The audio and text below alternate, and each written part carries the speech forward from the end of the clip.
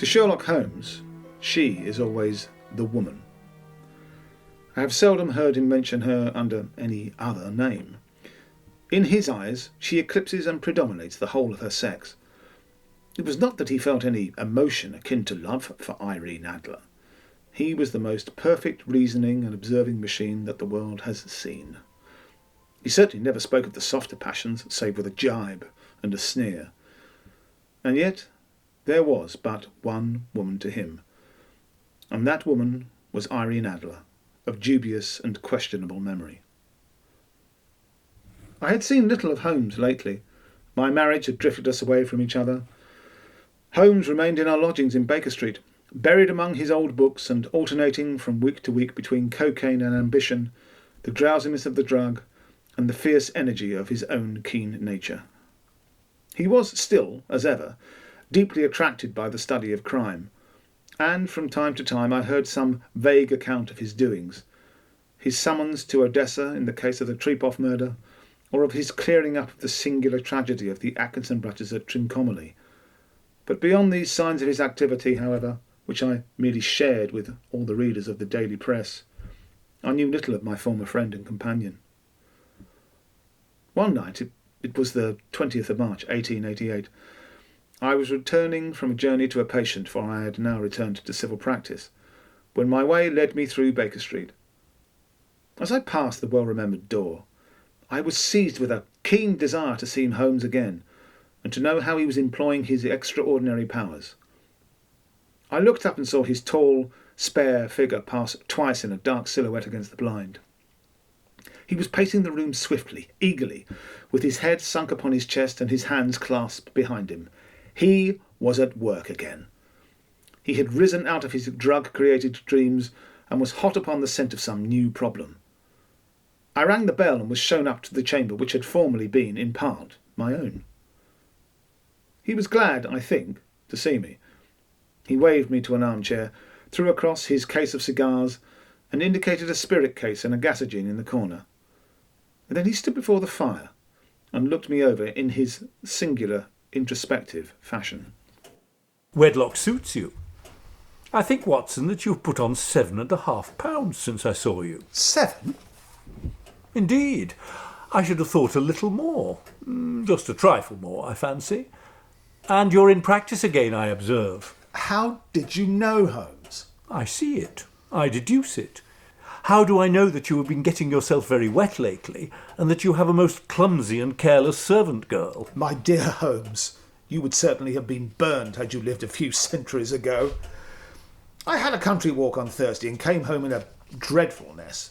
But as I have changed my clothes since, I can't imagine how you deduce it. My servant is incorrigible, and my wife has given her notice, but there again, I fail to see how you worked it out. It is simplicity itself. My eyes tell me that on the inside of your left shoe, just where the firelight strikes it, the leather is scored by 6 almost parallel cuts. Obviously, they have been caused by someone who has very carelessly scraped round the edges of the sole in order to remove crusted mud from it.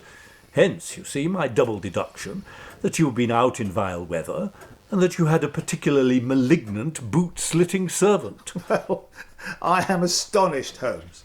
As to your practice, if a gentleman walks into my room smelling of iodoform, with a black mark of nitrate of silver upon his right forefinger, and a bulge on the right side of his top hat to show where he has secreted his stethoscope, I must be dull indeed if I do not pronounce him to be an active member of the medical profession. When I hear you give your reasons, the thing always appears to me to be so ridiculously simple that I could easily do it myself, though at each successive instance of your reasoning I am baffled until you explain your process. And yet I believe that my eyes are as good as yours. My dear Watson, you see, but you do not observe. The distinction is clear. For example, you have frequently seen the steps which lead up from the hall to this room. Frequently? How often? Oh, hundreds of times. Then how many are there? How many? I don't know. Quite so. You have not observed, and yet you have seen. That is just my point. Now, I know that there are 17 steps, because I have both seen and observed. Oh, by the way, Since you're interested in these little problems, you may be interested in this letter. It came by the last post. Read it aloud, if you will, Watson, and give me your initial observations. Has no date, nor signature or address, Holmes. There will call upon you tonight at 7:45, a gentleman who desires to consult you upon a matter of the very deepest moment. Your recent services to one of the royal houses of Europe have shown that you are one who may be safely trusted with matters which are of an importance which can hardly be exaggerated. This account of you we have from all quarters received. Be in your chamber then at that hour, and do not take it amiss if your visitor wears a mask. What do you imagine that it means? I have no data yet. It is a capital mistake to theorise before one has data. But the note itself, what do you deduce from it? Well, the man who wrote it was presumably well-to-do. Such paper could not be bought under £0.50 a packet. It is peculiarly strong and stiff. And it is not an English paper at all. Hold it up to the light. Do you see the letters woven into the texture of the paper? I see a large E with a small g, a P and a large G and a small T. But of course, the G with the small t stands for Gesellschaft, which is the German for company. P, of course, stands for Papier, and the EG for Agria. It is in a German-speaking country, in Bohemia, not far from Carlsbad. Ah, my boy, what do you make of that? The paper was made in Bohemia. Precisely. And the man who wrote the note is a German. Note the peculiar construction of the sentence. This account of you we have from all quarters received. A Frenchman or Russian could not have written that. It is the German who is so uncourteous to his verbs. It only remains, therefore, to discover what is wanted by this German who writes upon Bohemian paper and prefers wearing a mask to showing his face. And here he comes, if I'm not mistaken, to resolve all our doubts. I think that it would be better if I went, Holmes. Not a bit, Doctor. Stay where you are. I may want your help, and so may our guest. Here he comes. Sit down in that armchair, Doctor, and give us your best attention. Oh, very well, Holmes. Come in. You're Holmes? You had my note. I told you I would call. I am Sherlock Holmes. Pray take a seat. This is my friend and colleague, Dr. Watson. Whom have I the honour to address? You may address me as the Count von Kram, a Bohemian nobleman. I should much prefer to communicate with you alone, Mr. Holmes. You may say before this gentleman anything which you may say to me. It is both or none. Then I must begin by binding you both to absolute secrecy for 2 years. At the end of that time, the matter will be of no importance. At present, it is not too much to say that it is of such weight it may have an influence upon European history. I promise. And I. You will excuse the mask I wear. The august person who employs me wishes his agent to be unknown to you, and I may confess at once that the title by which I have just called myself is not exactly my own. I was aware of it. Every precaution has to be taken to quench what might grow to be an immense scandal to one of the reigning families of Europe. The matter implicates the great house of Obstein, hereditary kings of Bohemia. I was also aware of that. If your Majesty would condescend to state your case, I should be better able to advise you. But you are right. I am the King of Bohemia. Why should I attempt to conceal it? This mask is of no use to me now. Your Majesty had not spoken before I was aware that I was addressing Wilhelm Gottsreich Sigismund von Ormstein, Grand Duke of Kassel-Feldstein and hereditary King of Bohemia. You must understand that I am not accustomed to doing such delicate business in my own person. I have come incognito from Prague for the purpose of consulting you. Then pray consult, your majesty. Very well. Some 5 years ago, during a lengthy visit to Warsaw, I made the acquaintance of the well-known adventuress Irene Adler. The name is no doubt familiar to you. Kindly look her up in my index, Doctor. I believe you'll find her biography sandwiched in between that of a Hebrew rabbi and that of a staff commander who wrote a monograph upon deep-sea fishers. Aloud, if you please, Doctor. Here we are, Holmes. Born in New Jersey in the year 1858. Contralto, the Scala. Prima donna, Imperial Opera of Warsaw. Retired from the operatic stage, living in London. That is all. Quite so. I deduce, your majesty, that you became entangled with this young person, wrote her some compromising letters, and are now desirous of getting those letters back. But how? Was there a secret marriage? None. No legal papers or certificates? None. Then I fail to follow, your majesty. If this young person should produce her letters for blackmailing or other purposes, how is she to prove their authenticity? There is the writing. Forgery. My private notepaper. Stolen. My own seal. Imitated. My photograph. Bought. We were both in the photograph. Ah, that is very bad. Your Majesty has indeed committed an indiscretion. I was mad. Insane. You have compromised yourself seriously. The photograph must be recovered. Your Majesty must pay. It must be bought. She will not sell. Stolen, then? Twice burglars in my pay ransacked her house. Once we diverted her luggage when she travelled. Twice she has been waylaid. There has been no sign of it. This is quite a pretty little problem. And a very serious one to me, Mr. Holmes. But of course. And what does she propose to do with the photograph? To ruin me. How? I am about to be married. So I have heard. To Clotilde Lotman von Saxe-Meiningen, the second daughter of the King of Scandinavia. A shadow of a doubt as to my conduct would bring the matter to an end. And Irene Adler? She has threatened to send them the photograph. And she will do it. I know that she will do it.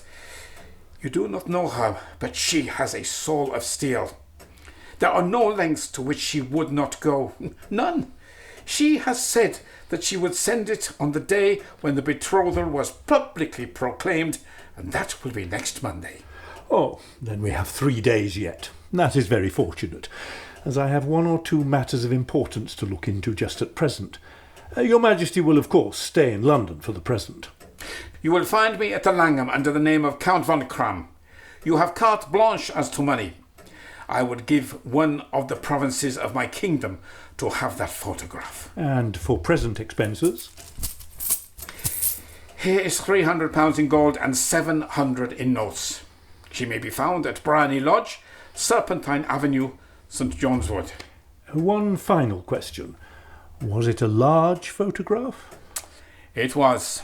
Then, good night, Your Majesty, and I trust that we shall soon have some good news for you. Watson, if you will be good enough to call tomorrow afternoon at 3 o'clock, I should like to chat this little matter over with you. At 3 o'clock precisely I was at Baker Street, but Holmes had not yet returned. It was close upon 4 when a drunken-looking groom, ill-kempt and side-whiskered, with an inflamed face and disreputable clothes, walked into the room. Accustomed as I was to my friend's amazing powers in the use of disguises, I had to look 3 times before I was certain that it was indeed he. With a nod, he vanished into the bedroom and emerged in 5 minutes, tweed-suited and respectable as of old. Oh, really, Watson? It's quite too funny. I'm sure you could never guess how I employed my morning. I can't imagine. I suppose that you have been watching the habits and perhaps the house of Miss Irene Adler. Quite so. I left the house a little after 8 o'clock this morning, in the character of a groom out of work. I soon found Bryony Lodge, a bijou villa with a garden at the back, but built out in front right up onto the road. 2 stories. Large sitting room on the right side, well furnished, with long windows almost to the floor. I walked round the house and examined it closely from every point of view, but without noting anything of interest. Yes, Holmes? I then lounged down the street and found, as I expected, that there was a mews in the lane which runs down by one wall of the garden. I lent the ostlers a hand in rubbing down their horses, and received in exchange twopence, a glass of half and half, 2 fills of shag tobacco, and as much information as I could desire about Miss Adler, to say nothing of half a dozen other people in the neighbourhood in whom I was not in the least interested. And Irene Adler? Oh, I discovered that she has turned all the men's heads down in that part. She lives quietly, sings at concerts, drives out at 5 every day, and returns at 7 sharp for dinner. I also gained this from the local tradesman. She has only one male visitor. He is dark, handsome, and dashing. Never calls less than once a day, and often twice. He is a Mr. Godfrey Norton of the Inner Temple. And what did you discover of him? Well, this Godfrey Norton is evidently an important factor in the matter. He is a lawyer. What is the relation between them? Is she his client, his friend, or his mistress? If the former, she had probably transferred the photograph to his keeping. If the latter, it was less likely. Upon this question depended whether I should continue my work at Bryony Lodge, or turn my attention to the gentleman's chambers in the Temple. Well, pray continue, Holmes. I am following you closely. I was still balancing the matter in my mind when a hansom cab drove up to Bryony Lodge, and a gentleman sprang out.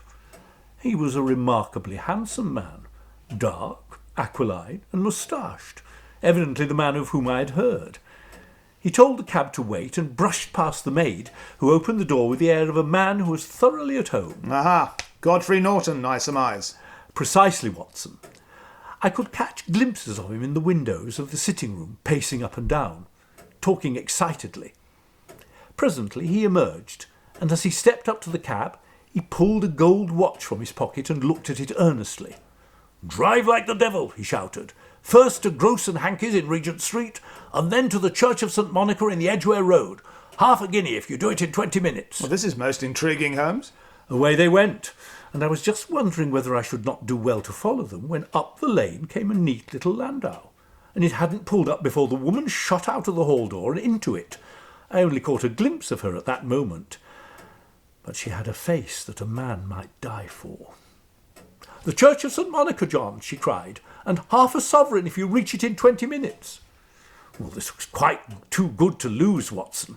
I was just balancing whether I should run for it or whether I should perch behind her landau when a cab came through the street.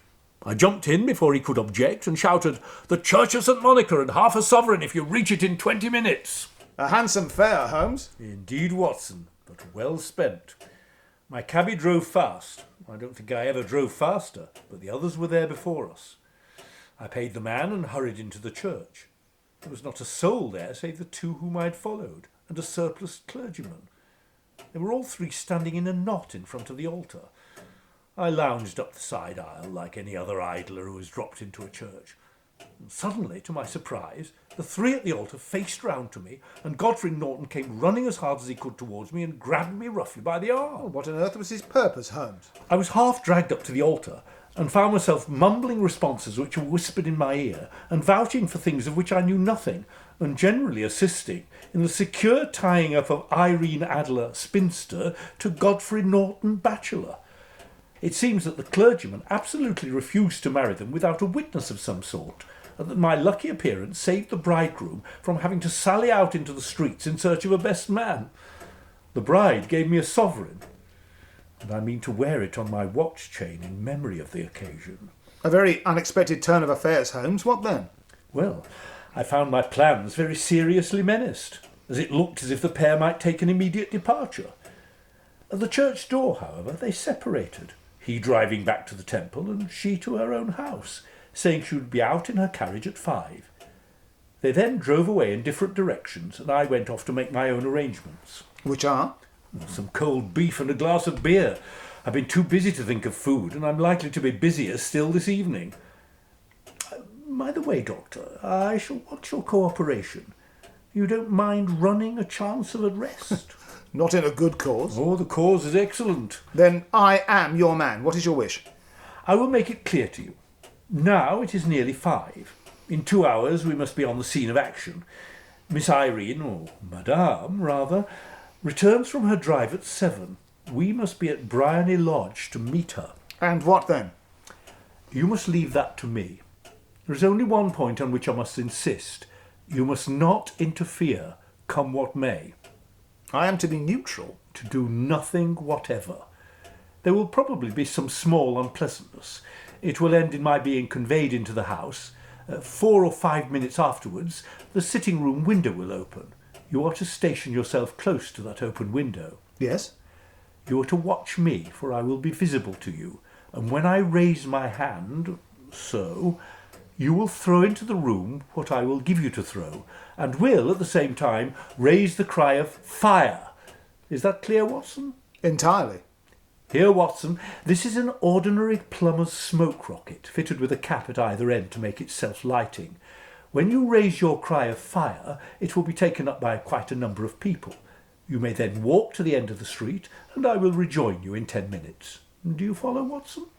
You may entirely rely on me. That is excellent. I think perhaps it is almost time that I prepare for the new role I have to play. He disappeared into his bedroom and returned in a few minutes in the character of an amiable and simple-minded nonconformist clergyman. As always, with any disguise Holmes assumed, his expression, his manner, his very soul seemed to vary with every fresh portrayal. The stage lost a fine actor, even as science lost an acute reasoner when he became a specialist in crime. It was 6:15 when we left Baker Street, and shortly afterwards we found ourselves in Serpentine Avenue. It was already dusk, and the lamps were just being lighted as we waited for the occupant of Bryony Lodge. There was a group of shabbily dressed men smoking and laughing in a corner, a scissors grinder with his wheel, 2 guardsmen who were flirting with a nurse girl, and several well-dressed young men who were lounging up and down with cigars in their mouths. We paced slowly to and fro in front of the house. You see, Watson, this marriage rather simplifies matters. The photograph becomes a double-edged weapon now. She would be as averse to its being seen by Mr. Godfrey Norton as our client is to its coming to the eyes of his princess. But where are we to find the photograph? Where, indeed? It is most unlikely that she carries it about with her. It is too large for easy concealment about a woman's dress. Well, where then? Possibly her banker or her lawyer, but I am inclined to think neither. Why should she hand it over to anyone else? She could trust her own guardianship, but she could not tell what indirect or political influence might be brought to bear upon a businessman. She had resolved to use it within a few days. It must be where she can lay her hands upon it. It must be in her own house. But it has twice been burgled. They did not know how to look. I will get her to show it to me. Oh, come now, Holmes, she will refuse. She will not be able to, but I hear the rumble of wheels. It is her carriage. Now, carry out my orders to the letter. As he spoke, the gleam of the side lights of a carriage came round the curve of the avenue to Bryony Lodge. As it pulled up, one of the loafing men at the corner dashed forward to open the door in the hope of earning a copper, but was elbowed away by another loafer who had rushed up with the same intention. A fierce quarrel broke out, then a blow was struck, and in an instant the lady who had stepped from her carriage was at the centre of a little knot of flushed and struggling men who struck savagely at each other. Holmes dashed into the crowd to protect the lady, but just as he reached her, he gave a cry and dropped to the ground with the blood running freely down his face. The men took to their heels while a number of better-dressed people who had watched the scuffle without taking part in it crowded in to help the lady and to attend to the injured man. Irene Adler, as I will still call her, had hurried up the steps, but she stood at the top with her superb figure outlined against the lights of the hall, looking back into the street. Is the poor gentleman much hurt? Let me see. He's dead. No, there's life in him. Oh, he's a brave fellow. They would have had my purse and watch if it hadn't been for him. Oh, they were a rough bunch, too. He's breathing now. He must not lie in the street.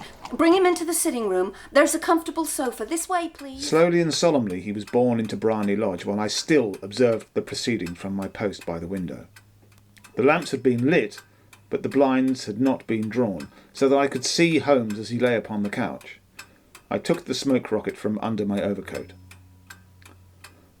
Holmes had sat up upon the couch, and at the same moment a maid threw open the window. At that instant I saw him raise his hand, and at the signal I tossed my rocket into the room with a cry of "Fire!" The word was no sooner out of my mouth than the whole crowd of spectators joined in a general shriek of "Fire!" Thick clouds of smoke curled through the room and out at the open window, and I heard the voice of Holmes from within assuring them that it was a false alarm. I made my way to the corner of the street, and in 10 minutes was joined by my extraordinary friend.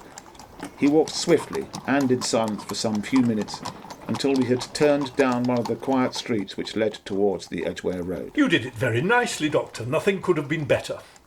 Now I know where the photograph is. How did you find out? She showed me, as I told you she would. The matter was perfectly simple. You, of course, saw that all those in the street were accomplices. They were all engaged for the evening. Yes, I guessed as much. And then, when the row broke out, I had a little moist red paint in the palm of my hand. I rushed forward, fell down, clapped my hand to my face, and became a piteous spectacle. It's an old trick. That also I could fathom. And then they carried me in, and into her sitting room, which was the very room which I suspected. They laid me on a couch, I motioned for air, they were compelled to open the window, and you had your chance. How did that help you? It was all important. When a woman thinks that her house is on fire, her instinct is at once to rush to the thing which she values most. A married woman grabs at her baby. An unmarried one reaches for her jewel box. Now it was clear to me that the woman had nothing in the house more precious to her than what we are in quest of. She responded beautifully. The photograph is in a recess behind a sliding panel just above the bell pull. How did she disclose its location? Oh, she was at the bell pull in an instant, and I caught a glimpse of it in the recess as she half drew it out. When I cried out that it was a false alarm, she replaced it, glanced at the rocket, rushed from the room, and I've not seen her since. I rose and, making my excuses, escaped from the house. I hesitated whether to attempt to secure the photograph at once, but the coachman had come in, and as he was watching me narrowly, it seemed safer to wait. A little over-precipitance may ruin all. And now? Our quest is practically finished. I shall call with the king tomorrow, and with you, if you care to come with us. We will be shown into the sitting room to wait for the lady, but it is probable that when she comes she may find neither us nor the photograph. It might be a satisfaction to His Majesty to regain it with his own hand. And when will you call? At 8 in the morning. She will not be up, so that we shall have a clear field. Besides, we must be prompt, for this marriage may mean a complete change in her life and habits. I must wire to the king without delay. Oh, and here we are, back at our lodgings, Watson. Good night, Mr. Sherlock Holmes. What? You there? They've already turned the corner, Holmes. I've heard that voice before. Now I wonder who the deuce that could have been. Given the late hour of our return, I slept at Baker Street that night. Early the next morning, Holmes and I were engaged upon our toast and coffee, with Holmes preoccupied with his letters. Of a sudden, the King of Bohemia rushed into the room. Mr. Holmes, please allay my fears. You have really got it. Not yet, but I have hopes. Then come. I am all impatience to be gone. My brougham is waiting. Then to Bryony Lodge. Come, Watson. We descended the stairs without delay, and were within the king's brougham at once. Once embarked, Holmes turned to the king with a fixed expression, his face a mask as to what he was about to impart. Your Majesty, Irene Adler is married. Married? When? Yesterday, to an English lawyer named Norton. But Mr. Holmes, she could not love him. On the contrary, I am in hopes that she does. And why in hopes? Because it would spare your Majesty all fear of future annoyance. If the lady loves her husband, she does not love your Majesty. If she does not love your Majesty, there is no reason why she should interfere with your Majesty's plan. It is true. And yet, I wish she had been of my own station. What a queen she would have made. The king relapsed into a moody silence which was not broken until we drew up in Serpentine Avenue. The door of Blarney Lodge was open, and an elderly woman stood upon the steps. She watched us with a sardonic eye as we stepped from the brougham. Mr. Sherlock Holmes, I believe. I am Sherlock Holmes. Indeed you are. My mistress told me you were likely to call. She left this morning with her husband by the 5:15 train from Charing Cross for the continent. What?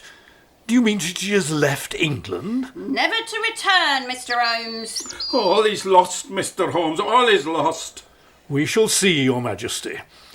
With me, Watson. He pushed past the servant and rushed into the drawing-room, followed by the king and myself. The furniture was scattered about in every direction, with dismantled shelves and open drawers, as if the lady had hurriedly ransacked them before her flight. Holmes rushed at the bell-pull, tore back a small sliding shutter, and, plunging in his hand, pulled out a photograph and a letter. The photograph was of Irene Adler herself in evening dress. The letter was superscribed to Sherlock Holmes, Esquire, to be left till called for. My friend tore it open, and we all three read it together. It was dated at midnight of the preceding night. My dear Mr. Sherlock Holmes, you really did it very well.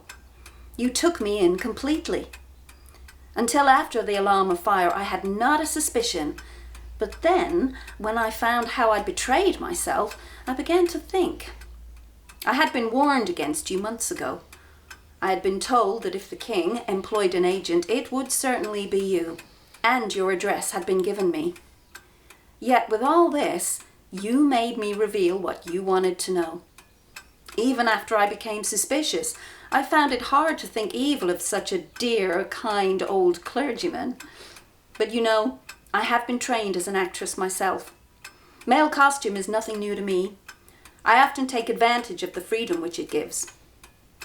I sent John, the coachman, to watch you, ran upstairs, got into my walking clothes, as I call them, and came down just as you departed.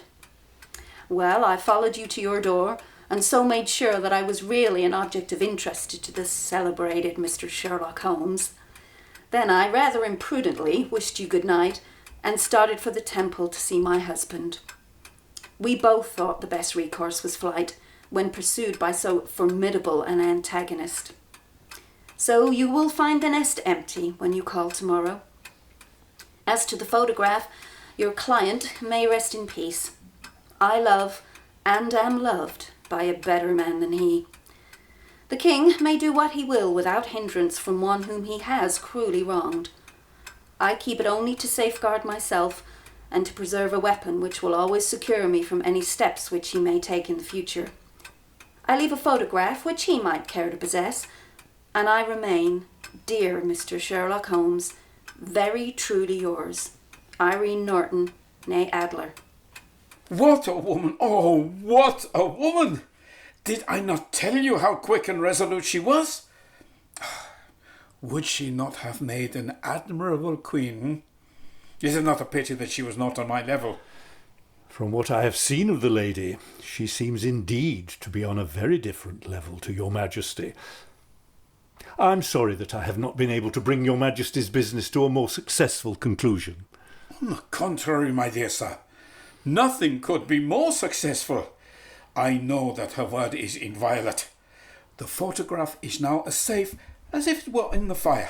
I'm glad to hear Your Majesty say so. I am immensely indebted to you, Mr. Holmes. Pray tell me, in what way I can reward you? Here, this emerald ring. Your Majesty has something which I should value even more highly. You have but to name it. The portrait of the woman. Irene's portrait?